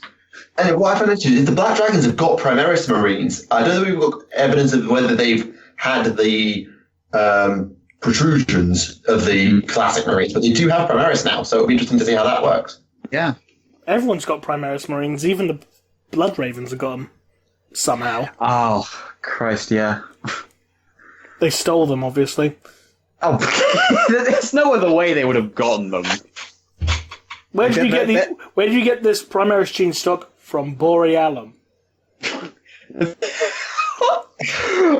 No. Oh no. Oh man, can you really get it from someplace that doesn't exist? You never got to make Borealum, mate. Flipping Gorguts took over Caravan before they could do that. And it's a blessing on the universe.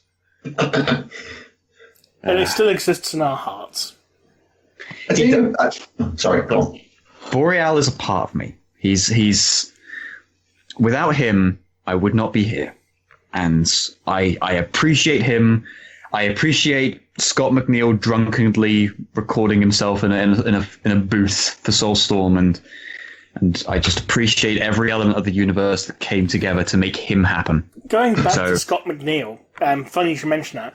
Playing through the first Dawn of War, when I hear the Blood Raven Sergeant and was it Krull? The Chaos Lord. Krull. Yeah. Oh, Bale in the first one. Yeah. Or whatever his name was.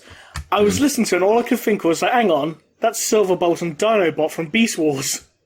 Yeah. It's the exact same voice. It's like the villain is Dinobot. How could you turn the Maximals like that? Oh, damn. Oh, damn. Chaos Predacons confirmed. Hey. Going back to Primaris, though. That's reasonably cool. Yeah.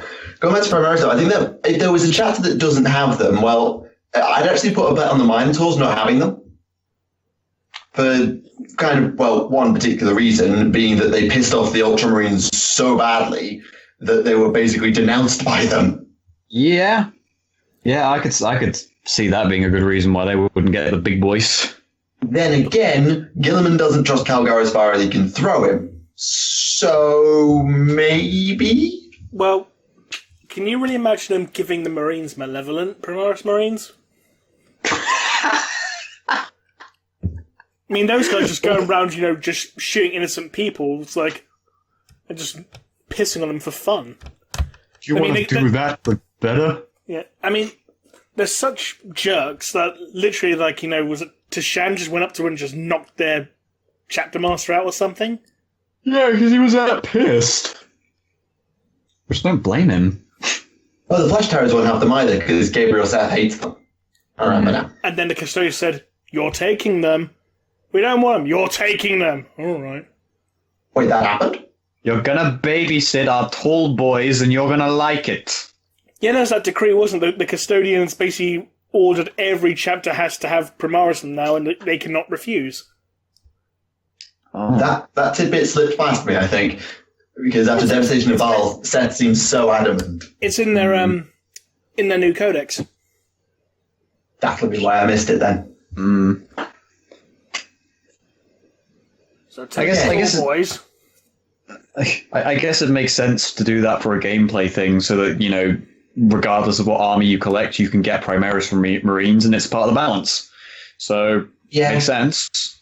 Yeah, it makes sense for the game. Okay. I'll go on, finish your point. I was just going to say, it would have been interesting for canon, that was all. Next questiones. Since we were speaking about the Lamenters earlier and they're not having the Black Rage for ages, do you believe Call had anything to do with the 21st founding?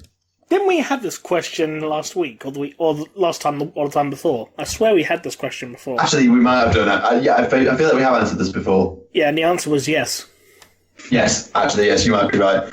Sometimes there's been that many questions over the past 40-odd episodes, I'm losing track of what we haven't answered. Right. Quick one for Remleiz. How would you feel about someone cosplaying as your in-canon character as long as you were credited for it. Go for it. Take pictures. All right, 1 sec. I'm scrapping my Joseph cosplay. Okay. So I haven't actually read this particular thing, but in Massacre on the Red Butcher page, it mentioned that the events on Istvan awakened a madness that was amplified by the Butcher's nails amongst the World Eaters that had festered inside the Legion and Angron for a long time. Thoughts? That means nothing. Say that again, sorry. I can only read it verbatim because I'm not sure what they mean, but it says, in Massacre on the Red Butcher page, it mentioned that the events on I'm assuming that's to do with the Red Butchers, Angron's bodyguard. It goes on to say that the events on Istvan awakened a madness amplified by the Butcher's nails in the World Eaters that had festered inside the Legion and Angron for a long time. Right. That might actually be in one of the Horus Heresy Black books. Yeah, I think he said it's a Massacre. Yeah, that might be it. I get what they're saying, though, because that's probably quite true. Because the Warhounds were, as I said earlier, were already kind of angry and kind of aggressive before Angron and the Nails. So I'm just going to blame Lorgar for this. His fault. That'll do. Okay. So I remember reading somewhere that the Loyalist Primarchs are considered to be Imperial Saints. They are. If this is true, then is it possible for other legendary Astartes to be considered as Imperial Saints? Possibly, if they do a good, big enough deed. Yeah, I feel like though, to be fair, is there anyone who could have earned it that maybe should have done? Like Sigismund, I feel like could have earned it, given everything. Dante, if such an honour is given out, will be given it. Dante, yeah, definitely, he'll be one. There's no question about that. Yeah, he's got Gilliman's seal of approval, if nothing else. Yeah. Is there anyone else particularly? Grimnar? Letting your entire population be purged is... Yeah, they don't make, people corrupted by corn to saints, do they? Oh! Yeah. Also, the fact that the Space Wolves under Grimnar had a civil war with the Inquisition? Yeah. Yeah, maybe. It was. So I think the Inquisition are just going to be like, no. What about Bjorn? He's the one who bitch slapped down the Inquisition, though. I know, but the Inquisition still respects him enough to bend the knee towards Bjorn after they say, who the fuck's his dreadnought? I'm Bjorn, bitch. Oh, shit. Oh. Shit, he was around during heresy. Fuck that. It's like, God Emperor, calling my God, how all this shit started in the first place. Very, very true. That's pretty much an actual quote, except for, there's some liberties taken, but still. It's close. Yeah, liberties taken, but yeah. That's true. Anyone else? I mean, Calgar probably was in line for it until Gilliman made him look like a bitch. It's like, Calgar, what the fuck do you do? It's like, I want to help you in this conflict. Sit your ass down and make me some pie. With my you haven't conquered all of those 7 worlds in these months? For shame. I did that in my sleep. I did that when I was only 6 months old. No need to brag about it, Mr. Flame Sword. That's Dad to you. Okay, Dad. So that's an old daddy thing again, aren't we? Oh, for fuck's sake. It's like poetry or rhymes. Okay, question. How often do Space Marines die of old age? Considering the Blood Angels live the longest and have some of the oldest, does that mean it happen a lot? It's happened enough for people to know they can actually die of old age. It's just that's so fucking rare. Yeah, because the whole salamanders go out in the desert to die thing. Yeah. Guys. Speaking of which, I was very disappointed that Cluden didn't appear in Dante's novel, considering, he was meant to be the guy who was older than Dante in the Blood Angels chapter. Sergeant Cluden was Dante's sergeant in the scout company. and has the Shroud of Sanguinius, which is literally just the Shroud of Turin, but with Sanguinius instead of Jesus. Kept in a box. Kept in a box. It's kept in a box, surrounded by a stasis field, and he turns on the stasis field, and all the Blood Angels nearby get subject to frenzy. It's not the same as being a battle standard 40k wiki. It's in a fucking box. I don't know, man. 40k wiki's got it all. In fact, I'm gonna edit it right now. I'm gonna say whatever Rem wants, it is. Also, Thunder should release the Dawn of War 2 video. Okay, we're done. Okay. Excuse me. Do you believe that a non-Chaos or Imperium human faction will show up and try and secede now that the Great Rift has shown up? I feel like we might have answered that before. They could try and secede, they'll be crushed within a week. Yeah, that's the risk. A lot of things can happen involving not Chaos, not Imperium humans. It usually involves bolters to the face after 5 minutes. Or cyclonic torpedoes from orbit. Yeah, I'll be honest with you. Even the one that was in that one Fantasy Flight rulebook, I still think was pushing it. I forget the name of the faction, but it was like it was an only war, and it was talking about a human, a human system or set of systems that weren't part of the Imperium and was somehow consistently surviving without them for centuries. And even then, I was just thinking, what the fuck? Was this the Galactic Empire? I maybe it sounded like it the way. The reason they survive is because they have a caste of psychic warriors known as the Jadi. That's sounding. Ooh. I mean, if you have Obi-Wan Sherlock Clouseau, for fuck's sake. But that's funny, man. This is just, ooh. He is the head of the Jadi. Jadi. Oh god. There is, to be fair, in terms of like seceding systems, like there's been plenty of attempts made, like over in Segmentum Pacificus. Like there was the whole Nova Terra Interregnum thing, and then there's been like a massive uprising since, though that was Chaos instigated, so it doesn't count. Mm. Yeah. Wouldn't last very long, more than likely. Maybe a century tops. Yeah. Okay. Someone who's thinking of getting into the Horus Heresy game, which Legion do you think most easily doubles for both the 30k and 40k Chaos/regular Space Marine counterpart in terms of overlap in models used? This person thinking Alpha Legion, since they could also work as generic Marines because they're at least mutated, or Wordbearer, since they've already got the mutated possessed stuff and the demons going. I mean, if you use the upgrade kits, you could go for the Night Lords, considering it's just, bunch of skulls, severed heads, trophies, bones, pieces of skin attached to them, the bat wings on the Night Raptors. Yeah, you can pretty easily. Some of the traitors are quite easy to do, but the Loyalists, for the most part, you'll be fine. Just don't do the Space Wolves, and you'll be fine. Because they're probably the most divergent between old and new. We don't know about the Blood Angels and the White Scars yet. We'll get them soon. I thought you were just going to say don't do the Space Wolves because you're a Thousand Suns player and don't like them for that reason. Well, that too, but I've got enough Space Wolf people who either I'm friends with or who follow me that I can't just slam the Space Wolves every 5 minutes. Yeah. Well, you can, and just won't make you very popular.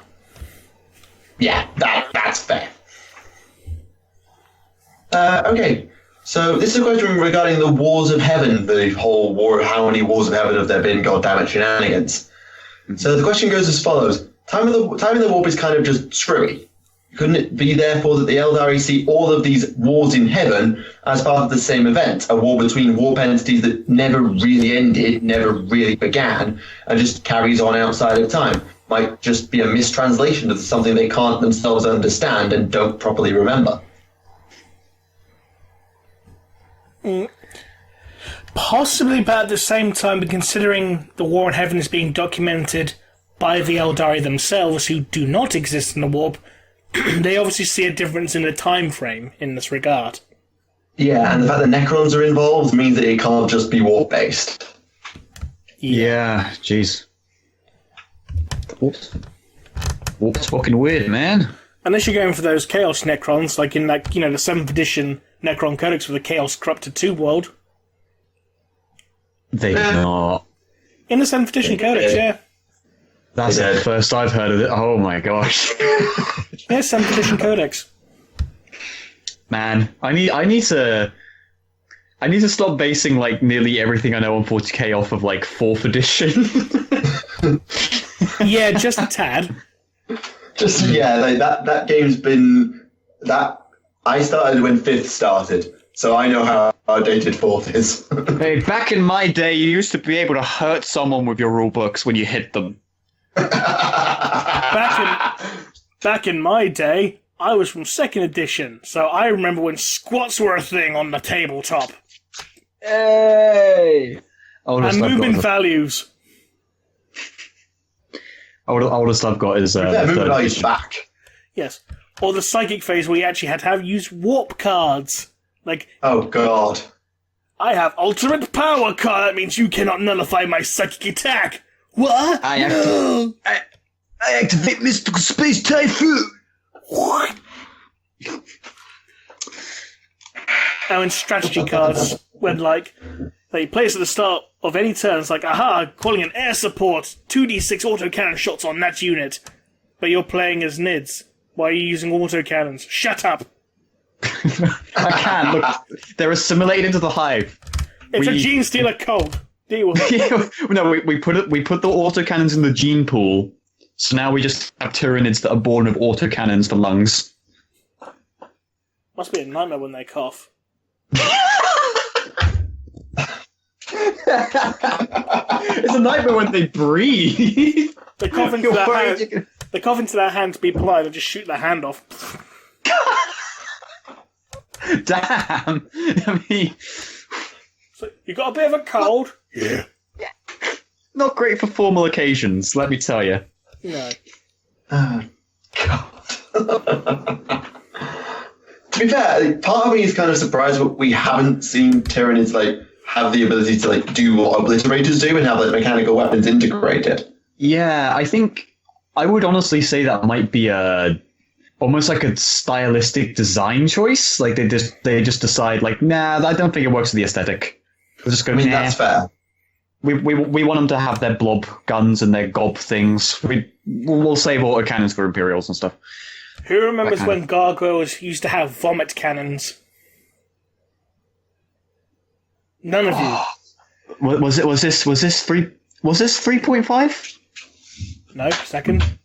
Second? Damn. Okay, yeah, no. Literally had a huge gun coming out of their mouth and they literally just vomited on people. They used a flamer template. But that was still a thing. They just gave it to the next big winged thingy up, which was the Hive Crone, which had its drool cannon. Yeah, but it's more fun when you have an entire squad of them using it. An entire squad with flipping flamer-like weapons. Jeez. That can fly. I give you Orc Burner Boys. That can fly. Okay, yeah, fair point. Who have always been good, but not good. I've loved Burner Boys, but God, getting them to work. I raise you Snakebite Ball Boys on Cyborgs, which are turbocharged. Turbocharged robotic pigs. How speedy do they go? They do their movement by an additional 2d6 and gain an additional d6 attacks in close combat. Jeez, okay, yeah. This is a massacre to go. Yeah, I call some units today point, click, delete, but God. Again, we all remember, Mephiston's stats in 2nd edition, don't we? Yeah, you've told us those before. I remember the 90s. I was a fetus. You were a glint in your father's eye. I was, and man, I wish he didn't have it. Anyway. It's right in the 90s. Okay. I mean, one last... I just want to point out one thing, because I pointed out Mephiston's stats, but I didn't point out, say, Asriel's. Right? So... Okay, how far off the bullshitometer do we need to go this week?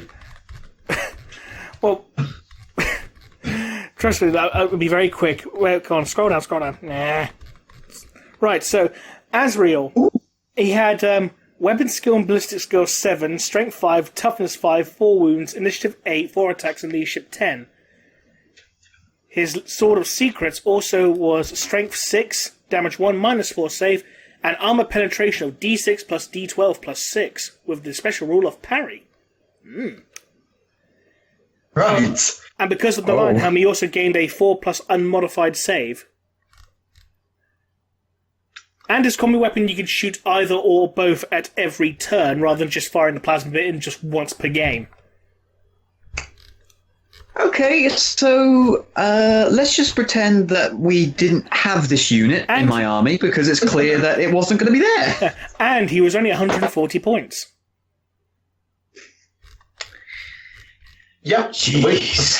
Actually, breaking news at the time of recording. I actually just refreshed Warhammer Community and I've got some breaking news. Dun dun dun. The first named The fuck was that? That was not intended, but you know what? It was the right time for That this. was perfect timing. So, with Imperial Knights Codex not far away, they have introduced the first named unique Imperial Knights character. Ooh. Fresh out of the regimental standard, yes, actually the regimental standard, I give you Sir Hector. Sir Hector! With a U. Damn. A knight, not sure what class of knight, might be a new one, might be an old one, I don't know my knight, someone who's better equipped can tell me, is a named character with a knight called Canis Rex, with unique heraldry and unique weaponry, including what looks like I don't even fucking know. Wait, his knight's called Dog King. Dog King? Canis Rex. Kinda. Dog King. I suggest, if you can get one community, I suggest have a look at it, because I don't know what that weapon is, and you might. It looks really cool. I have no idea what the bloody thing is. I'm calling it the Puppy Prince from now on.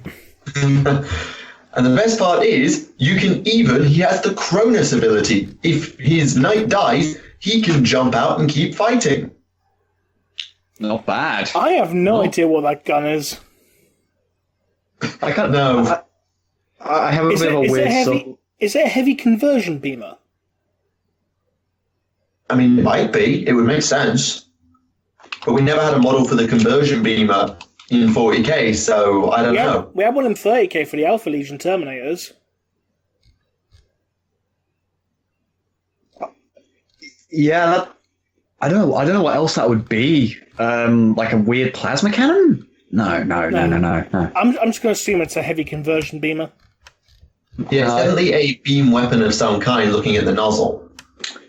No, I have a bit of a weird soft spot for units where, like, the little guy commanding the unit can actually get out later. I sort of like that about the Ultramarine Sergeant. I just kind of wish...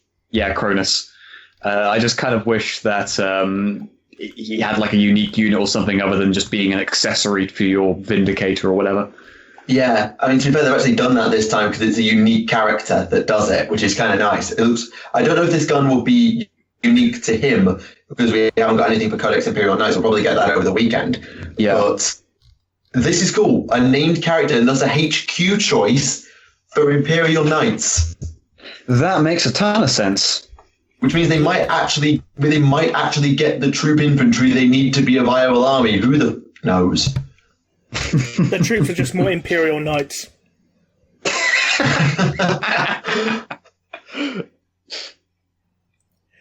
No, yeah, actually that's not idea. The troop types are the Imperial Knights, and they're like the heavy or elites or heavy support are those those baby warlords. I heard downward ideas or the armatures. Yeah. You could use the armatures. Or puppy princes. The Dog Kings, the Puppy Princes, the Rottweiler Regents. They charge into battle with uttering their ancient Terran battle cry of da-da-da-da-da, puppy power.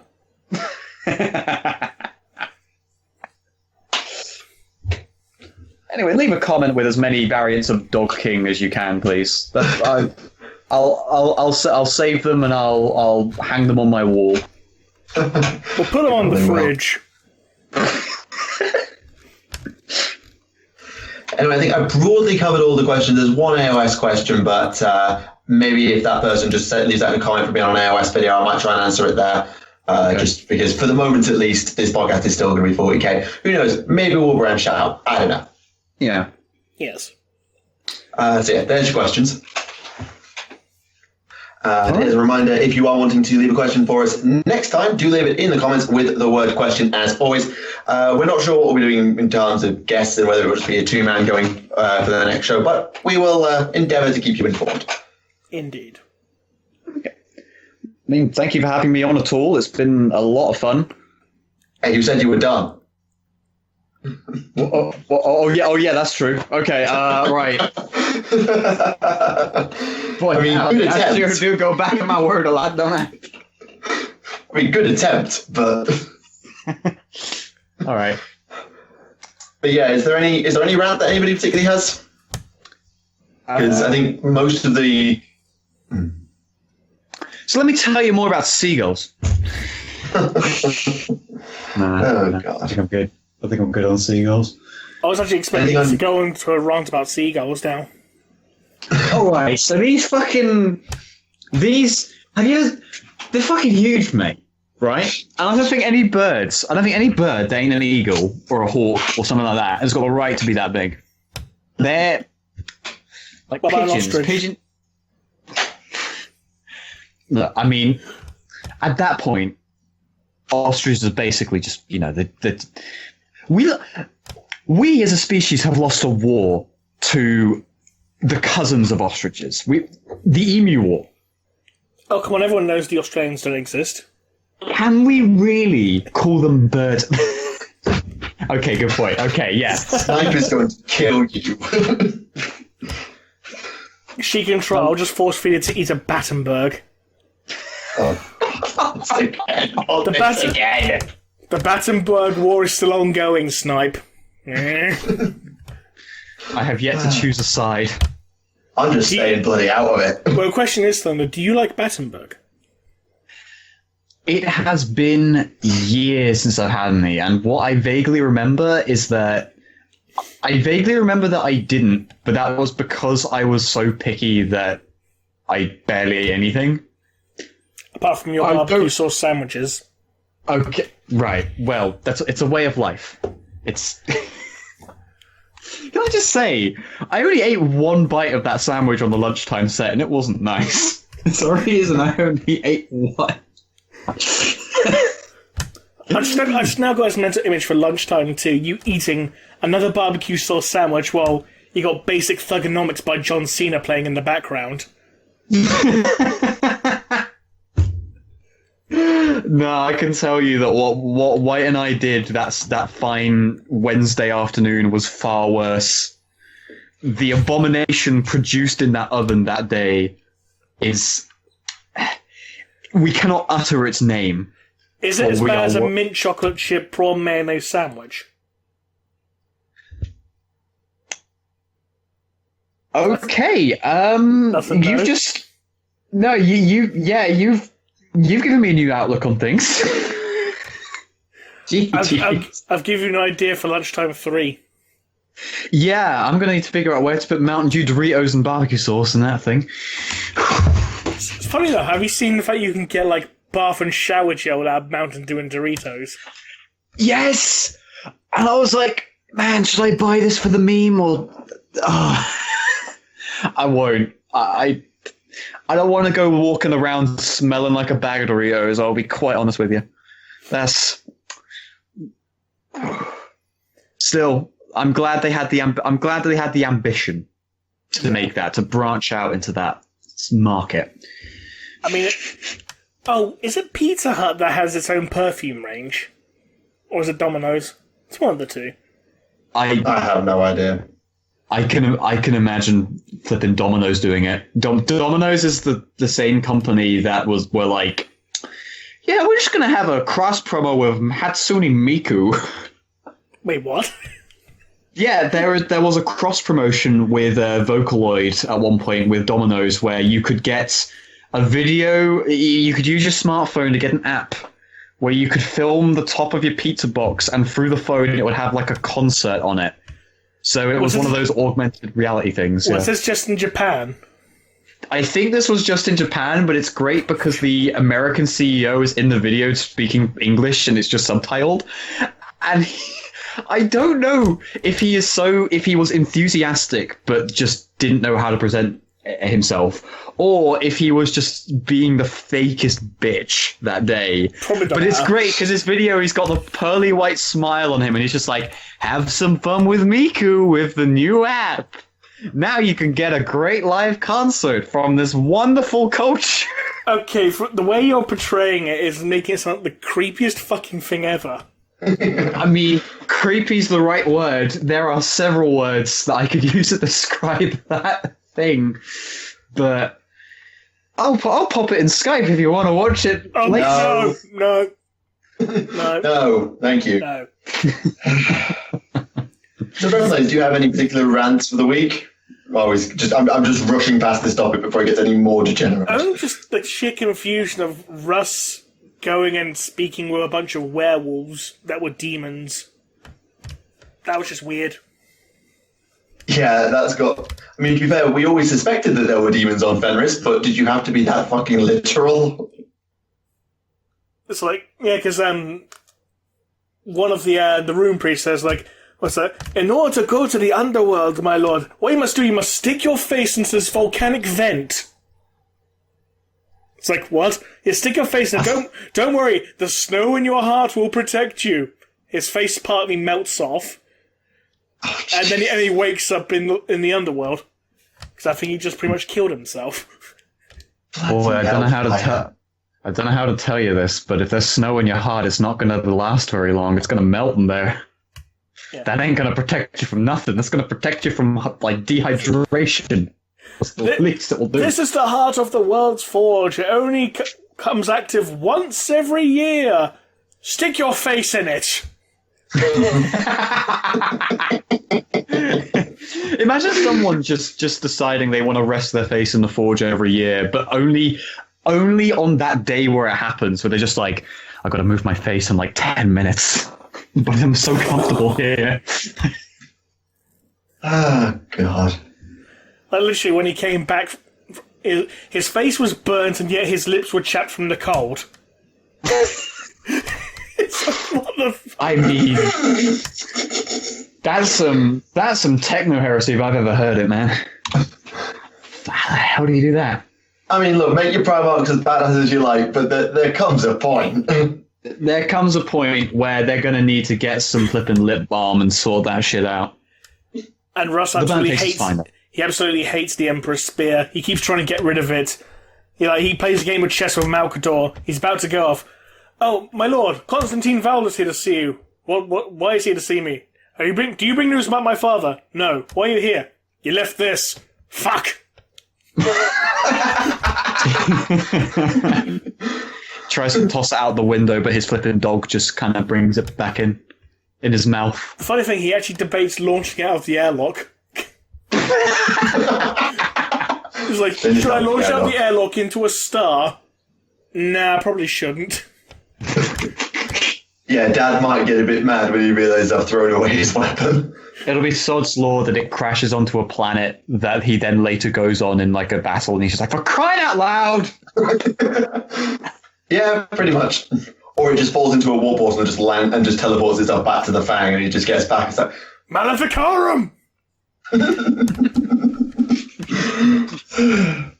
Sorry, Maleficarum, spit.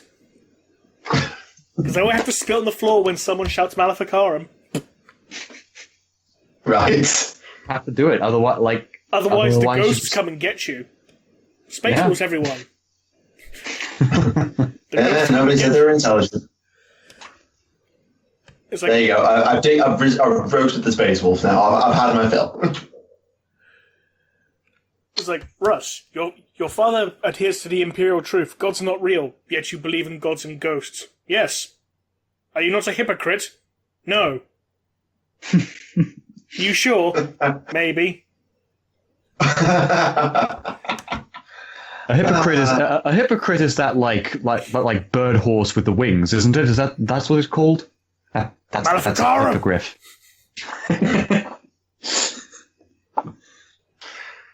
Okay, who's the biggest idiot, Russ or Sigmar? I'm not going to go on the rant, but Sigmar is the biggest fucking idiot sometimes. And me. Well, didn't Sigmar become, best friends with Sotek? I forget regarding Sotek. I know he was allied with Nagash, like an idiot. Yeah, because, what's his name? Tricathian. Isn't that Sotek? I actually don't know that one. My OS lore is good, but not accurate. A giant snake in the stars. I mean, maybe. The lizard men are all now, star demons and stuff, And now they live in the realm of Azir with, Sigmar. Best friends with Sotek. I'll have a poke around in the Seraphon battle zone because I haven't got that one.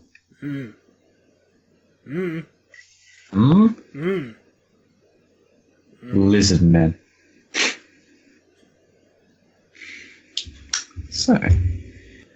So, yeah, I think...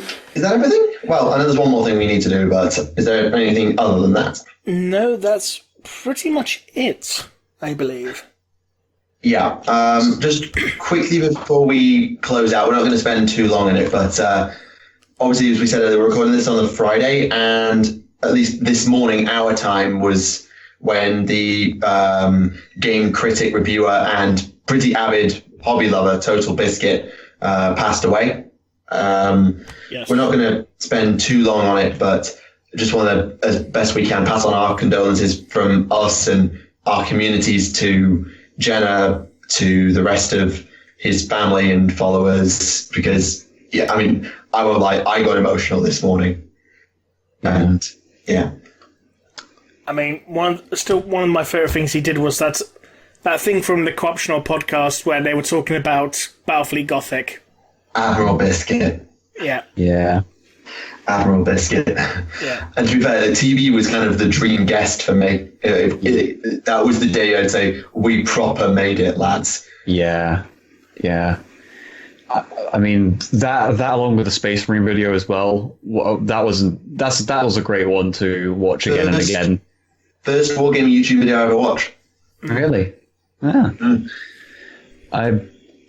But I mean, the guy was a pretty big influence on my work, along with a lot of people on YouTube. The style that I've done my stuff in is fairly different, but articulating and conveying all the information, and even just thinking about the points or arguments I'm making is very. A lot of it came from him. He was I would say he's a very positive influence on what I've done, and I think for a lot of other people too. This might be big talks, but I think that it might be the end of an era. that was. It's not that strange to say. I mean, yeah, people make mistakes a lot, and there'll be some things that the people will say was a mistake, but. He contributed a lot, and I would say in some ways he helped popularize 40k in the gaming industry in some ways, because he covered every game, whether it was slating it or praising it. Storm of Vengeance, cough. Yeah. And yeah, it's just one of those things. And one thing I'll take away from it is always do what you think you need to do. Be true to you. Stick to your guns, and just do what you have to do and be who you are and who you want to be. Be flexible with your life and with your opinions and listen to others. But there was a man who kept going. Yeah. Anyway, I'm going to stop talking now. That's fair. That's fair. And on that note, that brings us to the end of this edition of Adeptus Podcastus. So, thank you to Thunder for joining us this week. Thank you very much for having me. It's been really great. Yeah, it's been a pleasure. So, until next time, this has been Remleiz from 40k Theories. This has been Tactica Imperialis. And we'll see you again next time. Bye-bye. Bye.